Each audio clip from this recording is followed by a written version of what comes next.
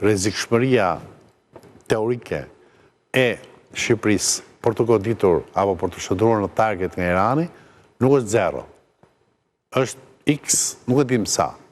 Për arsye sepse në Mancë kemi opozitarët iranianë. Ata sot janë njerëz të dëshpëruar, një shoh që bëjnë stërvitje dhe këte nga lartë dhe këto bëjnë stërvitje këta, për disa në formë bëhen.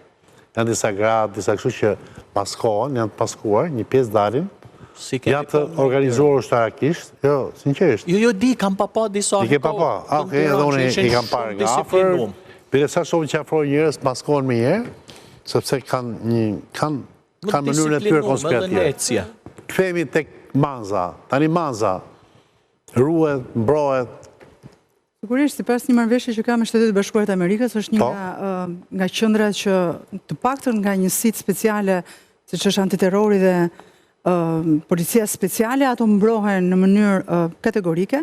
Ka pat një incident para disa kohësh në Manzë, ku një grup u rebelua dhe aty u pat dhe një kontroll ku u gjetën disa kompjutere dhe sekuestruan kompjutera nga të cilat pretendohej dhe deri më në atë kohë tha që janë gjetur komunikime ku këta shtetas kishin me shtetas të tjerë jashtë Shqipërisë, çka ishte një sinjal të paktën që u dha nga Shtetet e Bashkuara dhe bëri që antiterrori të futet në Manzë dhe të bëjë një operacion blitz.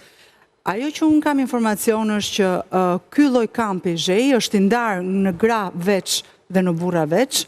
Një pjesë e mirë e këtyre burrave janë në një moshë të thyher, pra nuk janë në gjendje që të bëjnë rezistencë apo një kryengritje.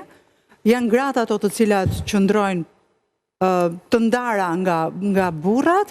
Është një rrethim i cili është gjatë gjithë kohës në survejim dhe në mbrojtjen e antiterrorit, por ajo që është për të theksuar është që mua më ka bërë shumë përshtypje që informacionet e policisë në atë kohë nxirrin që një pjesë e tyre kishin bler prona në Shqipëri. Çka ishte një indicie, të paktën për disa nga institucionet legjizlatuese, që kush janë këta persona të cilët ishin të interesuar, pasi parat nuk vinin nga brenda kampit, po vinin nga jashtë, në mënyra të sofistikuara. Kështu që kjo gjë ishte një informacion i ardhur dhe nga ambasada amerikane, e cila sigurisht është në kontakt gjatë gjithë kohës me policinë shqiptare, dhe kjo bëri që këta shtetas të reagonin, madje pati edhe një lloj konflikti me policinë e shtetit në atë kohë, por që ishte një gjë që u shua shumë brenda pak orësh. Ata kanë përdoren, shikon, një nga arsyet që u bodë kontrolli dhe gjithë ato kanë qenë se ata përdoren, abuzuan me mikpritjen shqiptare. Ata përdorin territorin shqiptar për të ushtuar vrimtari drejtim kundër Iranit. Po, edhe kundër Iranit. Që bërja e kampit është jashtëligjshme, sepse kontrata nuk e përfshin lëvizjen e kampit. Bërja e kampit pastaj ha diskutim, por dhe kjo që arsyeja që bile u kapën prova etj.